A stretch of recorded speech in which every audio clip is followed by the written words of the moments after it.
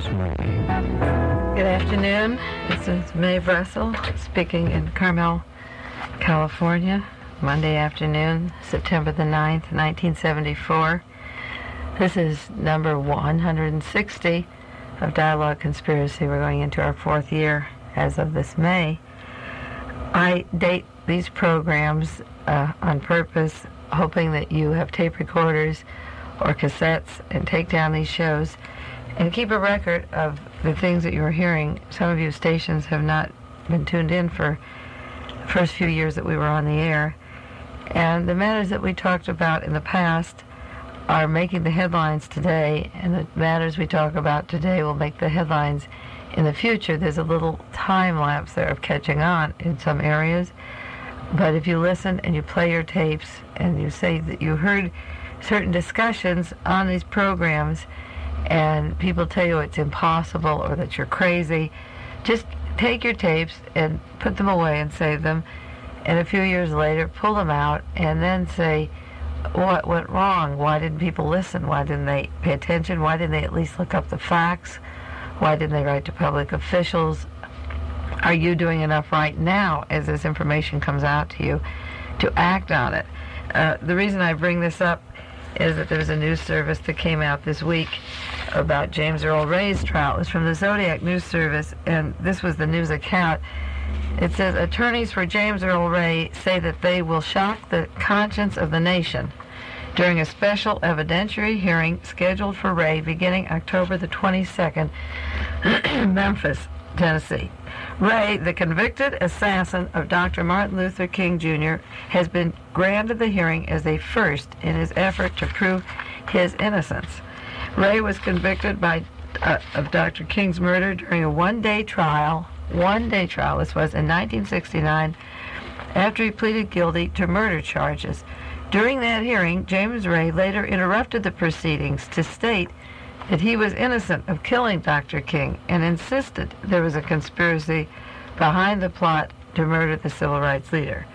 Before Ray could complete his statement, however, he was ordered into silence by the presiding judge, and less than an hour later was given a 99-year prison term for King's murder. Ray has been insisting since that trial that he was the fall guy in a conspiracy to kill King. He says he was pressured by his attorneys into pleading guilty in return for promise of a large sum of money coming from the returns of a book on the King-Ray case. Ray's new attorney said they've now collected enough evidence to prove that Ray's first trial was what they termed a travesty of justice. They state they can demonstrate that Ray was unfairly coerced by the prosecutors and his own attorneys into pleading guilty, saying their evidence will shock the conscience of the nation and the world.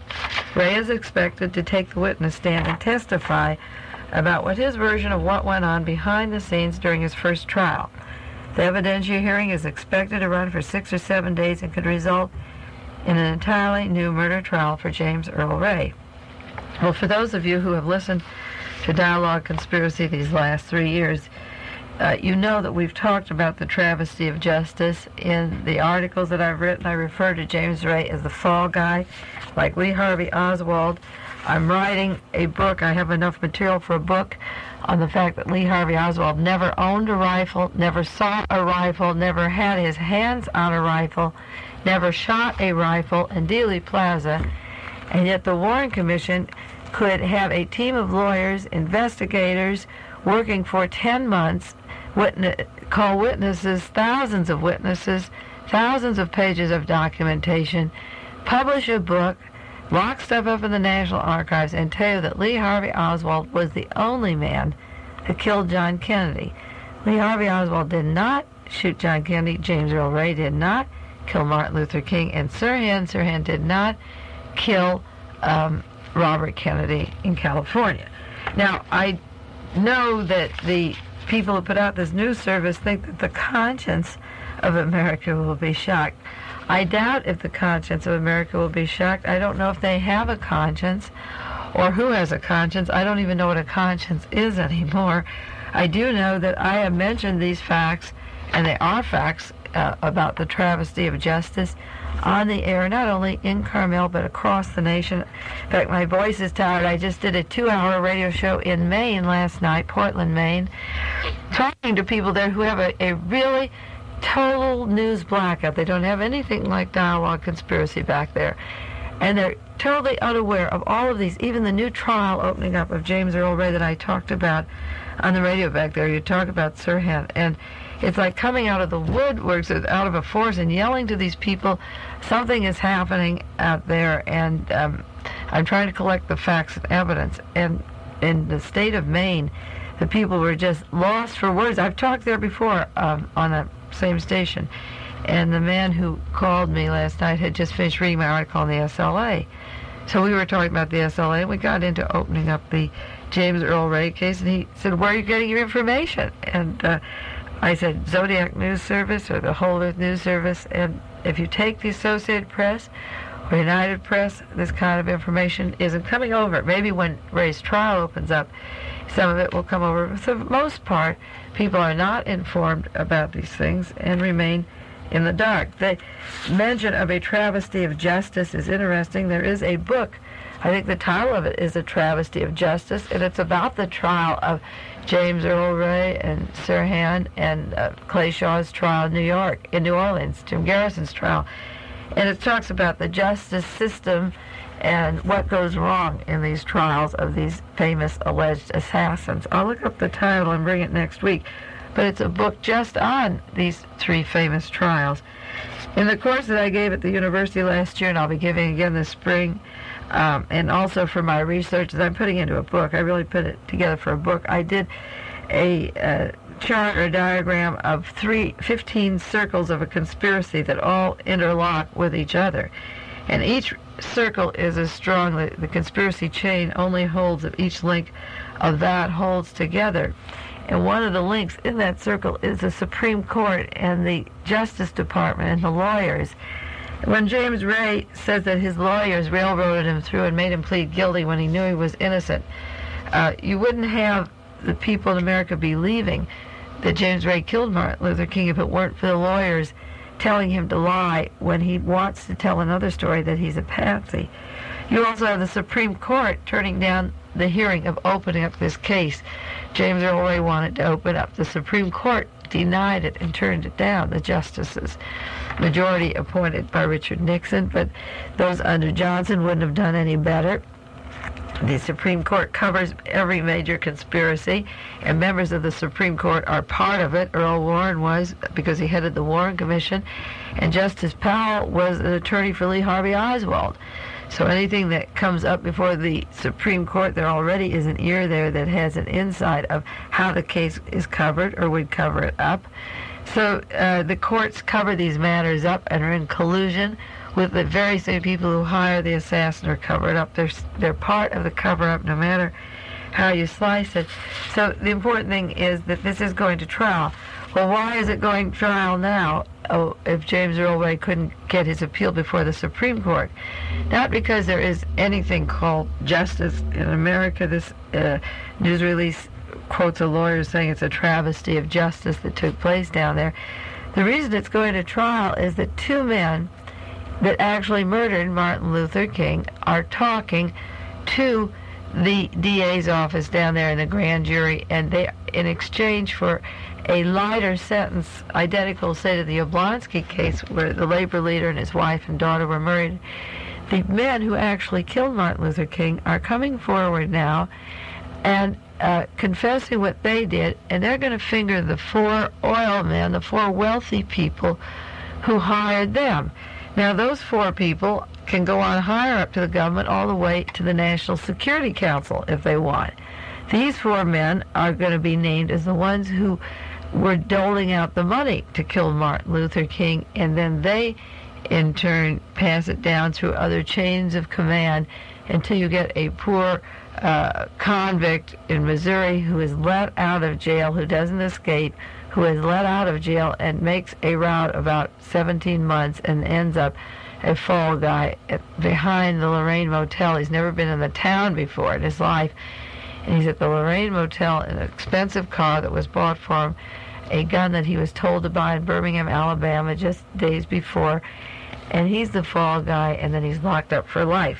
The gunmen are talking now, and that is terribly important.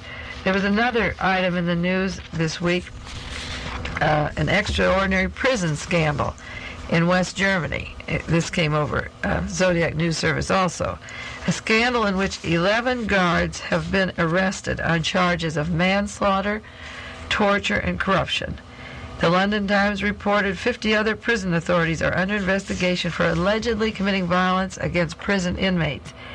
In the mayhem, an inmate who cried out in pain because he suffered from meningitis was put in a cell, locked up, and allowed to die there. He burned, they turned the heat up, and he died there on the floor of the cell. In another instance, an American inmate was found to receive severe burns on his face caused by guards using cigars. The West German Minister of Justice said it is investigating evidence the guards were bribed to allow certain inmates to escape. They illegally sold liquor and television at inflated prices, and the Ministry of Justice has ordered a re-examination of unnatural deaths of all inmates since 1970. Well, let's take that to America, because you know also in Dialogue Conspiracy, this is what we talk about. This is what I wrote about in my articles, in the Second Realist article about the San Quentin Six, the escape, in quotes, of George Jackson when he was murdered, the SLA in my most recent article, which involves the California prison system. Now, a news service can travel around the world and say an extraordinary prison scandal has rocked the West German government. And the things that are rocking that entire government are taking place right in our prisons, just at Soledad, which is about 30 miles from KLRB, at Folsom, San Quentin, I know, particularly San Quentin, Vacaville, Soledad, and Atascadero. Our California prisons are doing everything and more. And you see, when Willy Brandt was suggested to be part of a scandal in Germany, he resigned the next day. When Nixon is caught in a scandal, it took 2 years to get him out. Now in Germany, they're talking about the scandals that rock the entire government. Would our government be rocked if they open up our prison systems? You better believe they will. And there's one reason I want everybody to get that article, and I did write the new one on the SLA, Why Was Patricia Hearst Kidnapped? Because it goes into, it has to go into the prison system, because that's where the SLA was created by the same people that killed Martin Luther King. Now it's important, this is why I like you to take time and get tape cassettes. Get it next week if you haven't thought about this week, because so many people write to me, and they are taping these shows, and make copies and send them to your friends, because what I said about King was shocking a few years ago. Now I'm talking about the SLA and the American prison system, and you'll find the same people created the SLA, the Simonese Liberation Army that shot Martin Luther King and created that conspiracy. There's a chain of command that is possible to link if enough investigators get into it. For the first time in 3.5 years of my being on the radio, I had an interview in the district attorney's office this last week in Monterey County, District Attorney William Curtis. And I was called with regards to the investigation of a prisoner that I've talked about on this show many times. His name is Robert Hyde. And he has a lawsuit against the Department of Corrections because 4 men have been offered promise of either parole or threat of death if they would murder Robert Hyde. And Hyde is taking it to the courts now, which is a proper place it should be. And the investigator asked me to come meet with him on evidence I had on particular inmates who alleged that the guards have asked them to kill Robert Hyde. And I agreed to go out there if I could take my tape cassette and tape down the conversation, and they did likewise. There were 3 men in the room. And I sent copies of the letter of what our meeting was about to major persons in the news service, because I think it's the most important story in the country. Nixon is out, and we have Rockefeller and Ford running the team. Ford was a member of the Warren Commission, and Jaworski, also part of the Warren Commission. We're not going to get anywhere at that level. The truth about the conspiracies comes from those involved in the conspiracies who are talking. And we have to save the lives of the prisoners, the inmates who are willing to talk about the SLA being recruited inside the prison system. You see, we're not going to get a proper investigation from the district attorney's office, the attorney general of this state, Evel Younger, or the United States Attorney General William Saxby. Nothing will come from those investigations. It's going to come from the bottom up, because every investigation of this sort is put under the rug. And as I wrote one of the men that attended the meeting this week, the rug is just too lumpy to walk on any longer. It's filled with all kinds of crimes that have been thrown under there.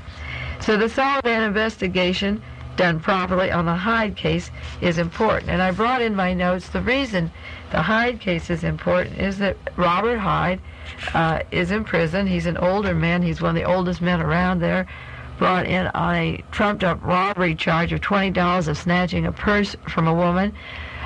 He was arrested on this and framed for a long sentence. He's in for 6 years so far. The taxpayers have paid for this very minor kind of a crime. But he's knowledgeable about the Sirhan case.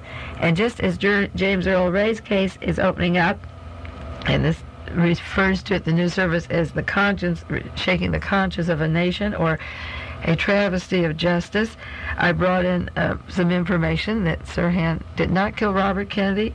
The case is wide open. There was a contract paid, allegedly, by E. Howard Hunt for $25,000 to murder Sirhan. Now, that's what Hyde knows about. That's what a lot of people know about. And we have to find out if this check does, in fact, exist. It's supposed to be in the hands of a Judge McBride. And the only way we're going to know is if you people listening write letters to your congressman. They're running for office now, Senator Cranston in California or back east, wherever men are running for office, and ask them, would you open up these cases all the way to New York or Boston, wherever these shows go, or in between the other stations, and up in Sacramento, wherever this show plays, or you hear my voice. I'm asking people to ask persons in office, people for running office, will you open up these cases? And in California, it's important to find out from a particular man, Mr. Rangel, alias Zatka, that I talked about last week, how much torture. I have letters of torture, cigarette burns on his body, drugs, physical torture. The man is physically tortured identically to the situation in Germany that's rocking West Germany. Men are being tortured. I have letters of double doses of drugs given them to change personalities, and all kinds of things happening on our prison system that I've been trying to tell you about that are identical to the West German problem that we should get into. Men are being told they will hang if they don't kill Hyde. The allegations that I brought to the DA's office include narcotic traffic in California, heavy narcotic traffic in our prisons. Now, in Germany, if they can investigate illegally selling liquor, I think we can help people. Many people in our prisons are there because they had drugs, and they continue the habit or start them there. There are certain men that are making a fortune off of this, that continue the drug traffic in the California prisons, and this is a scandal equal to Germany when we don't want these people drugged and shouldn't be. The answer I got out at the DA's office when we brought up the narcotic traffic, which is really amazing, the investigator asked me, well, don't the men like drugs? If they liked them, I guess the assumption on his part was that the guards were doing a service by keeping their inmates happy. And my answer to that question, which was taped, that he asked me, don't the men like drugs? And my answer was that, first of all, many went in drugged, and they should be learning through programs inside the prison how to break the drug traffic so that they can get out someday. Are we going to get a man who has a dependency on narcotics in the California prisons and then give him a parole to commit crimes to keep the habit going and then send him back in jail? This is the biggest tax ripoff outside of the Vietnamese War, is the prison, the inmates that are in prison that belong on the outside. But I said the inmate in the prison likes drugs like the ghetto population likes drugs. There is nothing going for them. There's no way out. There's no job opportunities. They get the first start free. It kills time. They've got time on their hands. The academic world isn't open to them. There's no classes that are stimulating to them. So their alternatives are like a child going out on Halloween and just collecting candy. They're not going to ring the doorbell and pick up a book or anything that is of any redeeming value. They're going to go out the door and pick up a Babe Ruth or a Hershey bar. And they're told that that's what you're supposed to do on Halloween, and so that's what they do. It isn't a question of it tastes good and it's free. It starts free, and then you go out buying more, and you get your head filled with white sugar or drugs or whatever. The prison inmate is a captive audience. The ghetto inmate is a captive audience. And what I said was, if the inmate in the prison likes drugs, he also would like job training. He would like to do more than make license plates. He would like to learn studies. There's no educational program going on in most of the prisons of any worthwhile value. The classes now, there's lockdowns. It's all there. They sit in their cells, and the teacher, as I understand it, yells out to a handful of them. A handful are trained. Folsom, there's nothing going for these men. Few things at San Quentin. There should be mass education, self-improvement, job training, a choice of skills. It isn't what the men aren't getting what they want when they get the drugs, and they're captive, as I say. So, men, again, in Germany, they were talking about some were offered parole, a chance to escape, rather, the news service says. That's one of the things they're offered to escape. That's happening in California. The Steiner brothers are members of a group that worked with the Los Angeles Police Department and worked with Ron Karenga. They were allowed to escape out of San Quentin just months ago. It's in my article on the SLA. There's an escape out of Soledad. The window was sawed down just this last weekend. And the important thing is to get an organization like Fifth Estate to get computers going and see what prisons are letting men escape, how consistently they're escaping from these prisons, the circumstances, and then keep this information and then see later if these men surface in one of these radical armies like the fictitious SLA, the Simonese Liberation thing, and they're offered goodies and they're told that they're part of a great big front that's going to change America, and go up there and join them. Men were offered a chance out at Soledad to escape, to join armies like the SLA in March. That was just a month after Patty Hearst was kidnapping, and you'd think the law enforcement would be watching the prisons better than they were because of Donald DeFreeze walking away from Soledad Prison. Now, one of the points that came out in a discussion with the investigator at the district attorney's office was I had written this article in The Realist mentioning Soledad, mentioning these circumstances, and then we had a meeting, and he told me that they were doing certain work investigating prisons, but he said to me, you have access to the media. He said, the trouble is that you can have an opinion of something or one version, and you write it up, and then you can say it on the radio, and then you can publish it, get it out to the people, and they're hamstrung at a certain level of the investigation. Well, all I can say to that is that I do not have the media. I use the media. I use it with judgment. I try to use it with good taste. I try to be able to back up everything I'm saying, and if I can't back it up, I will give a lead to an investigator where to go for it.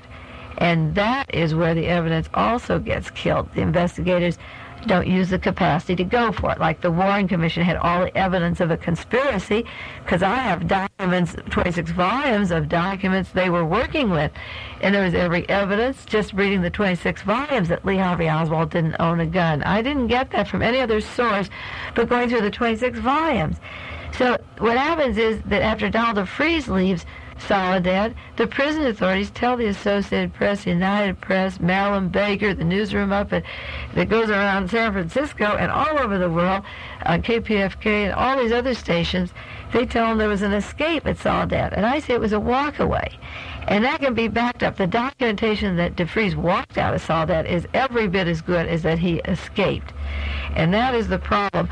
Why, years later, 5 years later, you see a question that the conscience of the nation will be shocked about James Earl Ray, or a travesty of justice. All of these things can be investigated if people who go into the matter keep their eyes open. Now, one of the problems is that the investigators are endowed with these blinders that have to believe that the prisoner, or a black, or a Chicano, or somebody with not the same education and opportunity as them has a vested interest in telling a story that would be other than the truth. In the case of Robert Hyde, one of the gentlemen in the room of the DA's office said to me, "Don't you think it's a coincidence that every time somebody's next to Hyde, he comes up with a story that they're going to kill him, and two of these men had the same blade, and that Hyde's just doing this for publicity or attention?" I know Robert Hyde is not talking about the plans to murder him or his knowledge about the SLA or his knowledge about the Robert Kennedy assassination or the John Kennedy assassination. He knows too much, and he was sent to Vacaville to have his memory erased.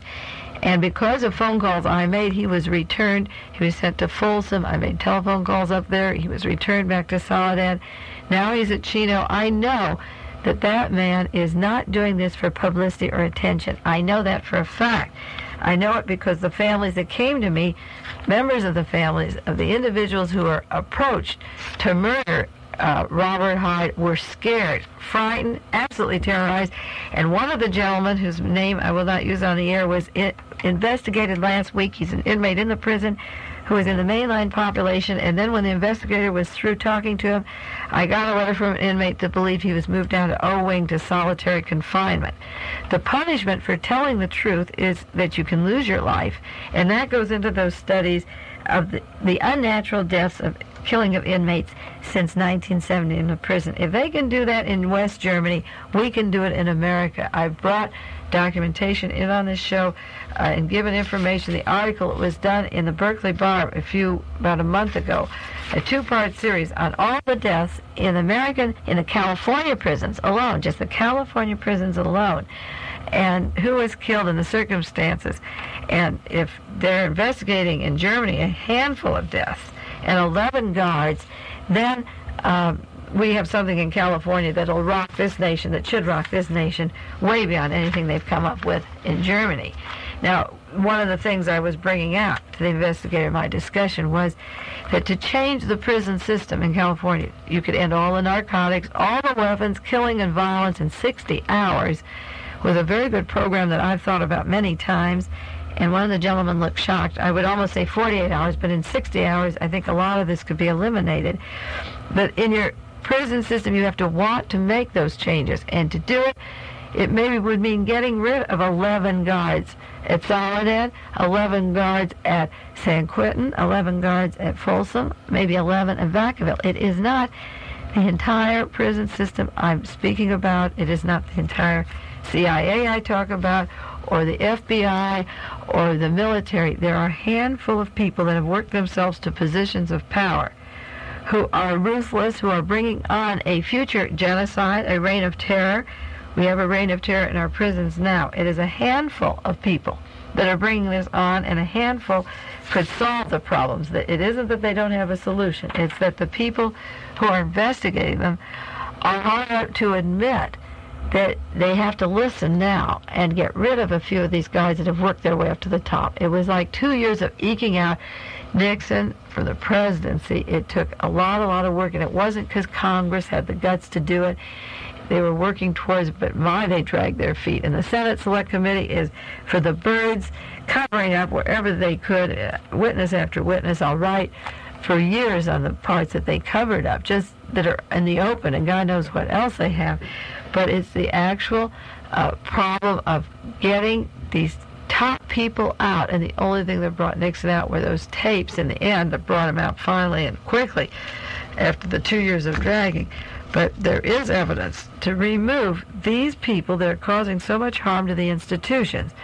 And if Germany can get rid of, investigate their prison guards, 11 of them and maybe a few more, if they can go into that deaths in that prison or prisons, and if they can go into their scandals, there's no reason why we can't do this in America. Once you set your minds to it, you're keeping many, many people in there. Say a man is eligible for parole, and they say, well, if you don't kill Robert Hyde, we're going to keep you in for the rest of your life. Now, what does the taxpayer, just if you're not even worrying about that inmate's life, which is hard for me to get people to care about, what does a taxpayer do paying $10,000 a year, the same price it would send him to Harvard, to keep this inmate in for life because some guard didn't get to kill Hyde who obviously got word through the CIA that this was a favor for the White House and Hunt because of the Sirhan case, because of what he knows.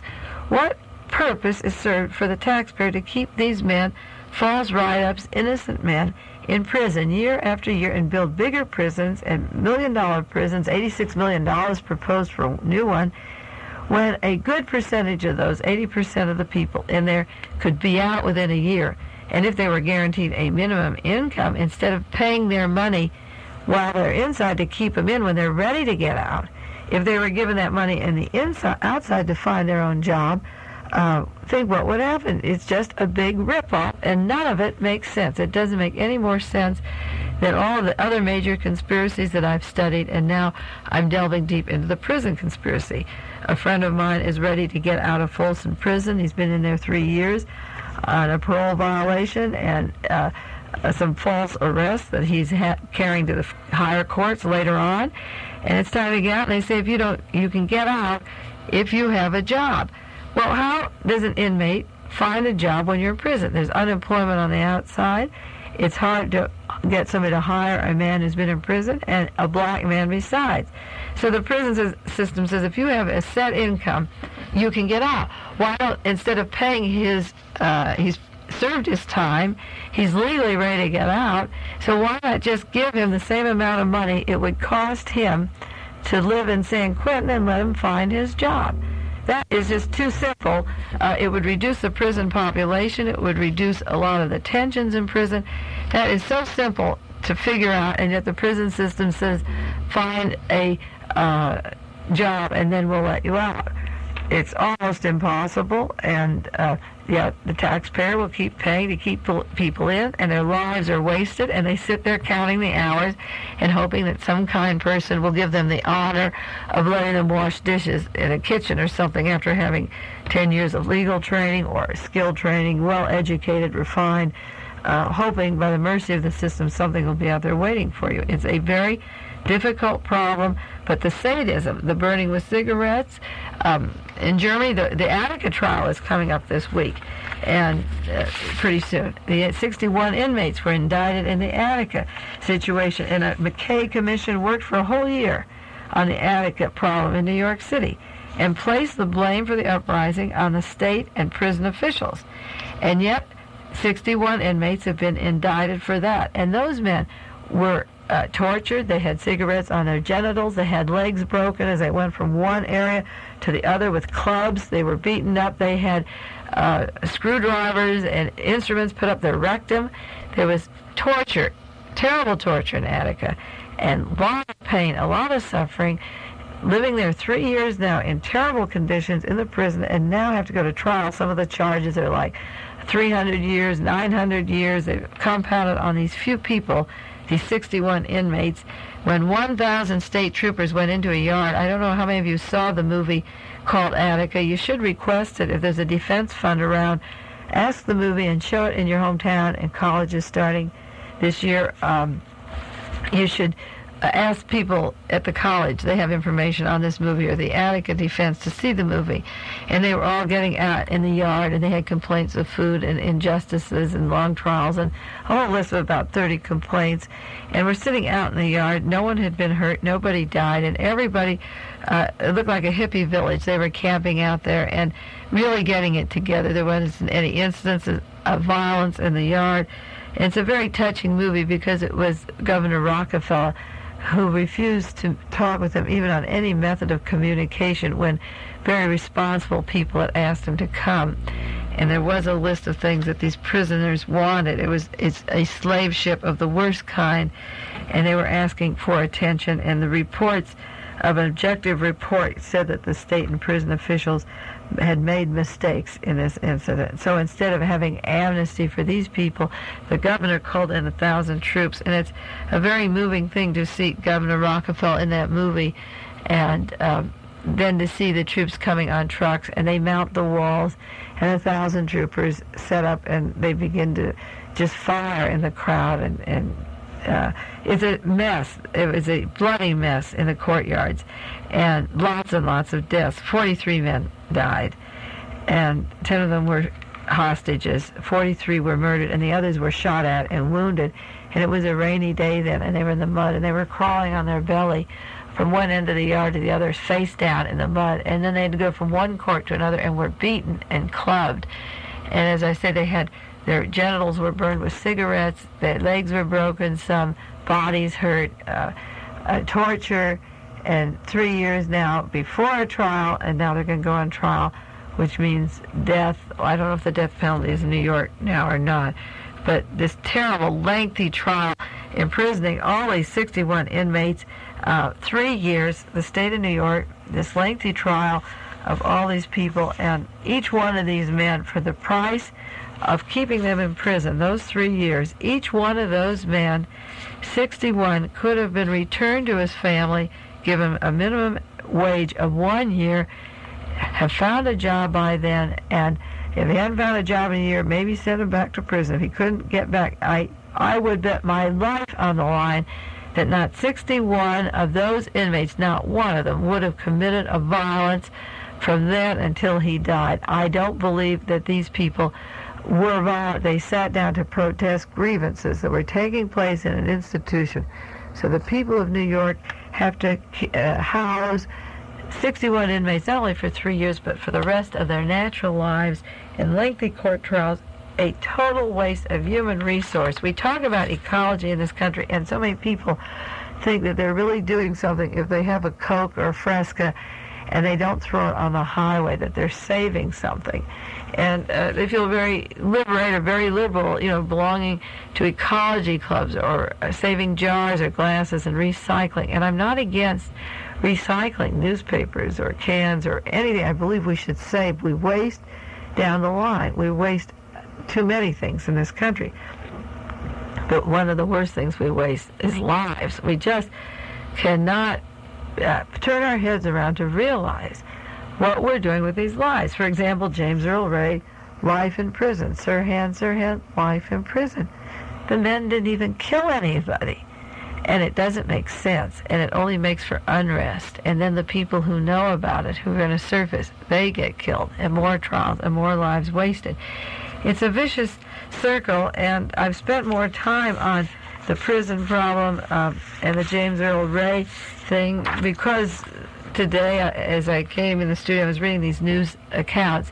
It came to my mind, the Sirhan thing opening up into the Robert Hyde and linking to the SLA down here at Soledad Prison, and thinking of James Ray and Attica and the prison system as it is run. And a lot of this, again, like James Ray's lawyer, it has to do with lawyers who are allowing these things to happen, who are not in there very early getting the proper investigators and listening to both sides. I think it's important to listen to what the inmate is saying because his voice is just as clear and just as concise, and his life is on the line for talking, and we should begin to listen to them and open up our prisons like they're going to do in Germany. Well, I have a few minutes more here. I have a couple of news flashes. I was going to talk about E. Howard Hunt for the bulk of the show, but maybe I'll do that next week because E. Howard Hunt is a pivotal man in the Watergate case and in the John Kennedy assassination and maybe in these other conspiracies. We don't know where he was in these middle years, but E. Howard Hunt is very pivotal. There's a magazine called Genesis, August 74, has an article on E. Howard Hunt, the importance of E. Howard Hunt, and how was he employed at the White House by Charles Colson. Charles Colson got him a job at the White House, and the two key words there were the Bay of Pigs and John Kennedy. And it was because of what he knew, allegedly, about John Kennedy that he got his job in the White House with Richard Nixon and the White House plumbers. But the way I interpret the article, and it's a very good article, and it's written by Fletcher Prouty, Colonel Fletcher Prouty, who worked with the CIA, and it's a very concise article. We'll go into detail next week. It's what Hunt knew. He threatened he could destroy Kennedy, but he also could destroy the White House, which he threatened later and was worth $1 million. And the article brings up the question, how could E. Howard Hunt ask $1 million from Richard Nixon? And Nixon says on the tape there's no problem of raising $1 million. And Fletcher Prouty, who worked in the intelligence agencies and for the Pentagon, asked the question, was it what E. Howard Hunt knew about the John Kennedy assassination? his application to work at the White House was because he knew about Kennedy, but was it so much what he knew about John Kennedy or about the Kennedy assassination, because he didn't make clear if what he knew happened before or after November 22nd, 1963. Another important article that involves E. Howard Hunt is in True magazine, and Confessions of a Watergate Burglar by Andrew St. George. This is the August 74, and he refers to Hunt as being a stone killer who's been in clandestine operations all of his life. Andrew St. George of the CIA says Howard Hunt was in charge of other CIA operations that involved disposal, and I can tell you some of them worked. And another article that's important about E. Howard Hunt was written by Ron Rosenbaum, and it was in the Pasadena Star-News. It really is about Howard Hughes' link to the Watergate break-in, and it's the link of Howard Hughes to Larry O'Brien of the Democratic Party, who was the head of the Democratic National Committee at the same time for 11 months that he was employed by Howard Hughes. And Hughes took O'Brien on as an employee in his public relations firm, giving him $15,000 a month.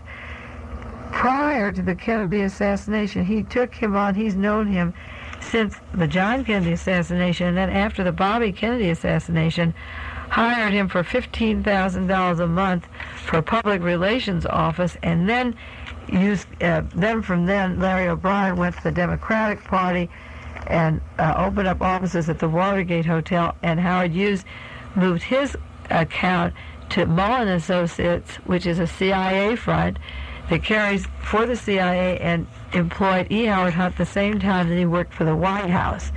So the Hunt problem we'll go into next week because it's very tangled, and it does involve the CIA in many respects, and I think we should spend time and go down these point by point, because the CIA comes through the Watergate hearings over and over again. At the minute the men were arrested, the CIA woke up Richard Helms and told him that the men had been arrested. A CIA lawyer was right down at the police station, Douglas County.